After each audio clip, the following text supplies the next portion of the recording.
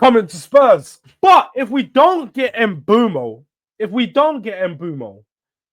I have heard that Spurs are starting to shop in a market that Man United may not like. And that market is Old Trafford itself. It's Carrington itself.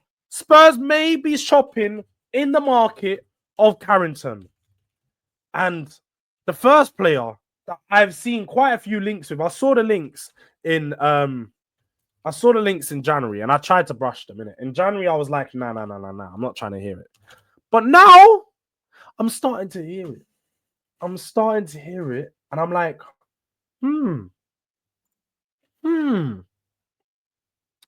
maybe check.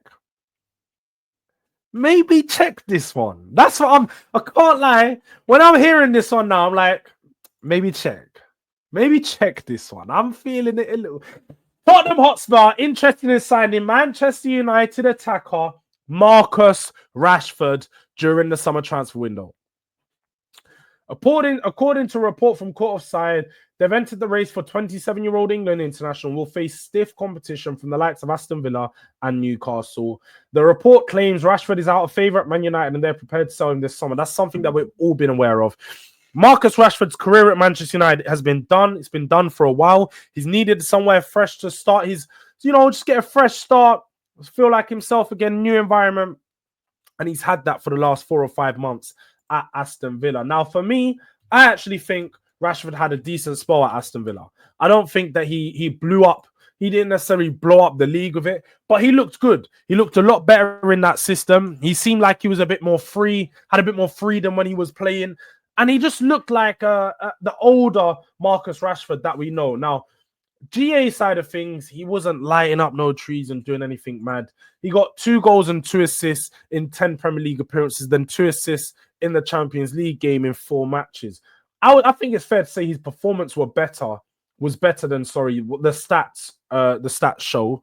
But more than anything, Marcus Rashford is a proven player in the Premier League. Marcus Rashford has shown that he can perform at a top level. I reckon under Thomas Frank or a proper coach, because I'm just saying Tottenham because we've been linked with him. But I actually think Marcus Rashford is primed for a good move. The next move he makes will be a big one, and it will be a good one. Like, Marcus Rashford's never going to take a step back in his career now. I think he's ready. Being at Man United for a long time, he's ready to go to a club that he can actually start to improve his game. I think he's stagnated for so many years, and something that I've held him account to for far too long is he looks down when he runs and he shoots by looking down. He can't finish. He's not actually a finisher. He's got a deadly finish, but his thing is, I'm a Ross it. Yeah, just straight up, billing it up, put the ball in the bag and Ross it. Yeah, he's just on that, and it works sometimes. But then there's sometimes you're watching him, you're like, yo, how did you miss that? But he is a good player. As you can also see in this report, they think he'd be an excellent addition to the Tottenham attacking unit because he's capable of operating across the front three. And that versatility is one of the reasons why Spurs are looking at him, because if you look at the actual Frank news and what Frank is looking for, it has been rumored numerous of times that we're looking for versatile and physical players. Spurs want players that are physically strong, so they've got that pace, they've got that power, like Semenyo, like Mbomo, like Rashford, but more than anything, they're versatile. They can play in the 9, they can play on the wing. We need players who can play in multiple positions across that front line. And I can't lie, Marcus Rashford, he is that.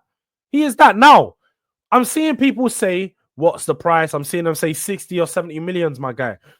Spurs are going to have to pay 60 million for any attacker that we go in for. We've been linked with Garnacho, 50 to 60 million. We've been linked with Rashford, 50 to 60 million. We've been linked with Semenyo, 50 to 60 million. Been linked with Mbeumo's, 50 to 60 million. We've been linked with João Pedro, 50 to 60 million. So we paid 60 million for Richarlison, for God's sake. Paid 45 million for Brennan Johnson. So when people are saying the price range isn't a problem for Tottenham. I think Levy has recognized that to get a player from the Premier League, you're going to have to pay in that price range now. So the price won't be the problem for this Rashford move. And also, as you can see there, he's an upgrade on Timo Werner. Timo Werner has been sent back to wherever he came from. Hopefully it's fucking Germany. And I hope he never comes back. But more than anything, more than anything, he's a better option than what we currently have. Spurs have just signed Matisse Tell. And I want to talk a bit about this. Yeah, I want to talk about a bit about the Matisse Tell signing because even with that, yeah, Matisse Tell is a good player. He's a talented player. He's got time, but he's not proven. He's still 19 or 20. We're still going to need 4 or 5 years to see, or maybe even 3, whatever. We're still going to need years, and that's plural, to see him at his best. With Rashford, he's already past his best or at the level of where you know what his best is. So it's just getting him back to that level and finding the confidence in him. Because Rashford is a confidence player. Rashford's a player that thrives on just having that belief from the manager in him. And I think Rashford would be a good move. I think we're getting Grealish, to be honest. What odds on for him too? Grealish is a good option. Sorry. Grealish is a option, not a good one. I just need to clarify that real quick. He's an option, but not a good one. But we have Tell, man. Trust in him.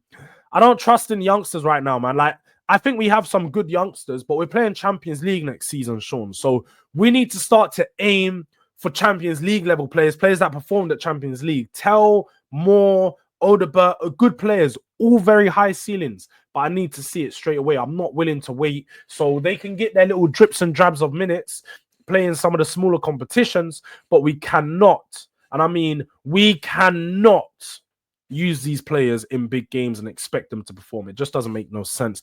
Rashford is no one without Man United, and he has gotten a huge reality check. He will be the next Lingard. That's lies. A lot of big teams went for Rashford. He will not be Lingard. Lingard's overplaying in Korea or Japan right now, doing up Yokohama Tires FC. Rashford's going to get a big move in Europe. Let's have it right. He's going to still be playing Champions League football. And Rasul, I can't talk too much. Yeah, I got some. I just can't talk too much. Wait a couple weeks, though. A couple weeks. Maybe I'll be able to reveal that one to you. But oh no, not Rash Bandicoot. He's another Werner. He's definitely better than Werner. We're going mad. He's not a Werner, man. He's not a Werner. LB Jr. Hello, Uncle Jords. Do you know? I don't even know who your pops is, but if you mean LB, you'll be on LB's channel, innit? Like you gotta go. It's LB. But you're going mad. You're going mad. I'm not. I ain't got no uncle that. I ain't got no nephews that look like you. I'm not gonna lie. So I'm mad. Tells 23-24 season backs up how good he can be. When we signed him, he didn't play her for like 10 games.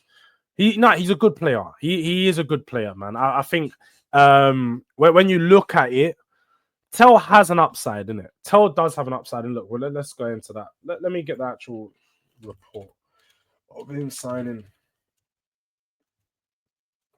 Tell signs for Tottenham. Let's get that up.